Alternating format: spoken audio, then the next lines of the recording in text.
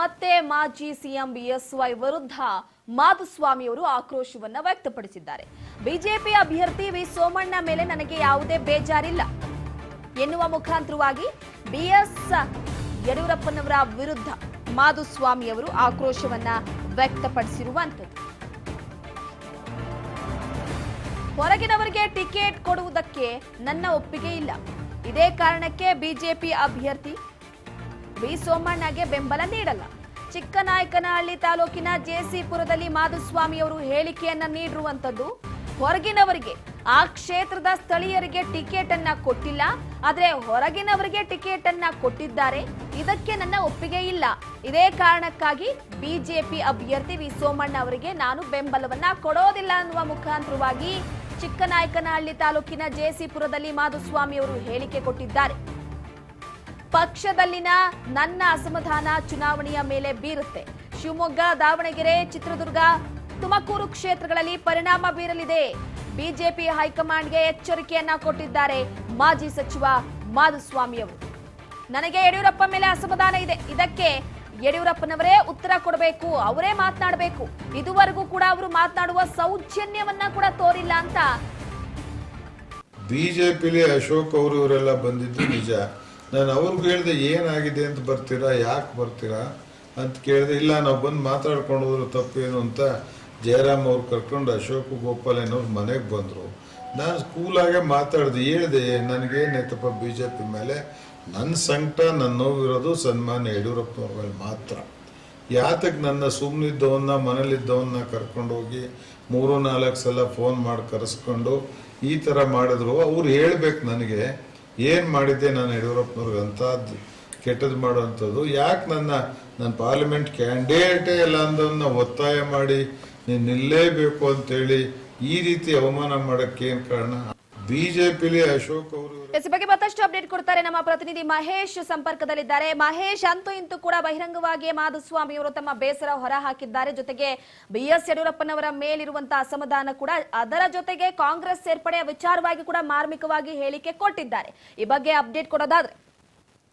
S Roopa, ಏನು ಮಾಜಿ ಸಚಿವರಾದಂತ ಮಾಧುಸ್ವಾಮಿ ಅವರು ಮತ್ತೆ ಅಸಮಾಧಾನವನ್ನ ಹೊರಹಾಕಿದ್ದಾರೆ. ಅದರಲ್ಲೂ ಕೂಡ ಬಿಎಸ್ ಯಡಿಯೂರಪ್ಪ ಅವರ ಮೇಲೆ ಕೂಡ ಈಗ ಅಸಮಾಧಾನ ಹೊರ ಹಾಕಿರ್ತಕ್ಕಂಥದ್ದು. ಯಾಕೆಂದ್ರೆ ನಾನು ಯಾವುದೇ ನಿರ್ಧಾರ ತೆಗೆದುಕೊಳ್ಳದೆ ನಾನು ಸುಮ್ಮನಿದ್ದವ್ರನ್ನ ಟೆಂಪ್ಟ್ ಮಾಡಿ ಈ ಒಂದು ಲೋಕಸಭೆಗೆ ಕರ್ಕೊಂಡ್ ಬಂದ್ರು. ಈಗ ಏನು ನನ್ನನ್ನ ಈಗ ನಡು ನೀರಿನಲ್ಲಿ ಕೈ ಕೊಟ್ಟಿದ್ದಾರೆ. ಯಾಕೆ ಹಿಂದೆನೂ ಕೂಡ ನಾನೇನು ಅವರಿಂದ ನಾನೇನು ಬಂದಿದ್ದಿಲ್ಲ, ನನ್ನನ್ನ ಅವರು ಒತ್ತಾಯ ಮಾಡಿ ಪಕ್ಷಕ್ಕೆ ಕರ್ಕೊಂಡ್ರು. ಈಗ 2-3 ಬಾರಿ ನನಗೆ ಈ ರೀತಿ ಅವಮಾನ ಆಗಿದೆ. ಆದ್ರೆ ಈಗ ಲೋಕಸಭೆಗೆ ನಾನು ಏನು ಇಷ್ಟ ಇಲ್ಲ ಇದ್ದರೂ ಕೂಡ ಅವರು ನನ್ನನ್ನು ಕರ್ಕೊಂಡ್ಬಂದು ಈಗ ನನಗೆ ಅವಮಾನ ಮಾಡಿದ್ದಾರೆ. ಹಾಗಾಗಿ ನನಗೆ ಅಸಮಾಧಾನ ಇದೆ ಅಂತ ಹೇಳಿ ಸ್ಪಷ್ಟವಾಗಿ ಹೇಳಿದ್ದಾರೆ. ಇದರ ಜೊತೆಗೆ ನಾನು ಈಗಲೂ ಕೂಡ ಕಾಂಗ್ರೆಸ್ ಇಂದಾಗ್ಲಿ JDS ಏನು ಬಿಜೆಪಿಯಿಂದಾಗ್ಲಿ ಟಿಕೆಟ್ ಕೊಟ್ರೆ ಹೋಗಲ್ಲ. ಆದ್ರೆ ನನ್ನ ನಿಲುವು ಈಗ ಇರ್ತಕ್ಕಂಥದ್ದು ಕಾರ್ಯಕರ್ತರ ಅಭಿಪ್ರಾಯನ ತೆಗೆದುಕೊಂತೀನಿ. 2-3 ದಿನದಲ್ಲಿ ಎಲ್ಲರ ಅಭಿಪ್ರಾಯ ತಗೊಂಡು 2-3 ದಿನದಲ್ಲಿ ನನ್ನ ಸ್ಪಷ್ಟ ನಿರ್ಧಾರವನ್ನ ತೆಗೆದುಕೊಂತೇನೆ. ಯಾಕೆಂದ್ರೆ ಏನು ಮುಂದಿನ ದಿನಗಳಲ್ಲಿ ವಿಧಾನಸಭೆಯಲ್ಲೂ ಕೂಡ ನನಗೆ ತೊಂದರೆ ಆಗ್ಬೋದು. ಯಾಕಂತಂದ್ರೆ JDS ಮತ್ತೆ ಬಿಜೆಪಿ ಇವೆರಡ ಒಂದು ಮೈತ್ರಿಯಿಂದ ಮುಂದೆನೂ ಕೂಡ ತೊಂದರೆ ಆಗ್ಬೋದು. ಒಂದು ವೇಳೆ ಯಡಿಯೂರಪ್ಪ ಅವರು ನನ್ನ ಹತ್ರ ಮಾತಾಡೋದಾದ್ರೆ ಅವೆಲ್ಲವೂ ಕೂಡ ಸ್ಪಷ್ಟನೆ ಕೊಟ್ಟಾಗ ಅಷ್ಟೇ ನಾನು ಮುಂದಿನ ನಿರ್ಧಾರ ತೆಗೆದುಕೊಳ್ತೇನೆ. ಅಲ್ಲಿವರೆಗೂ ನಾನು ನಿರ್ಧಾರ ಹೇಳೋದಿಲ್ಲ. ಕಾರ್ಯಕರ್ತರ ಅಭಿಪ್ರಾಯವನ್ನ ಸಂಗ್ರಹಿಸ್ತಾ ಇದ್ದೀನಿ.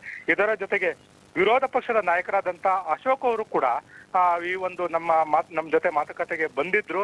ಜೊತೆಗೆ ಗೋಪಾಲಯ್ಯರು ಕೂಡ ಬಂದಿದ್ರು. ಅವರು ಕೂಡ ಹೇಳಿದ್ದೀನಿ, ಅವರು ಏನು ಬಂದಂತ ಸಂದರ್ಭದಲ್ಲಿ ಪಕ್ಷ ಬಿಡಬೇಡಿ ಅಂತ ಹೇಳಿದ್ದಾರೆ. ನಾನು ಅಲ್ಲಿವರೆಗೂ ಕೂಡ ಯಾವುದೇ ನಿರ್ಧಾರ ಅಲ್ಲಿವರೆಗೂ ಕೂಡ ನಾನು ಹೋಗಿಲ್ಲ ಅಂತ ಹೇಳಿ ಕೂಡ ಹೇಳಿದ್ದೀನಿ.